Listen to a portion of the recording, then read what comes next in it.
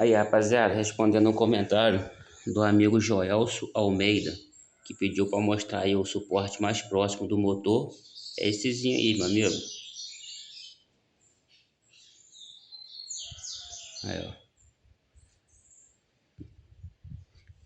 Aí, no caso, esse aqui é preso em cima, entendeu? Que é preso no motor. Aí já vem um parafuso preso nessa chapa, que é parafusado em cima. É onde eu aperto aqui e vem puxando o motor para frente.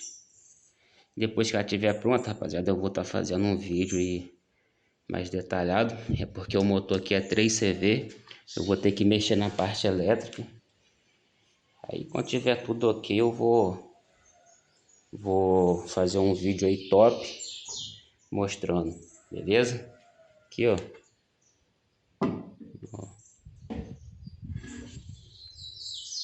Beleza?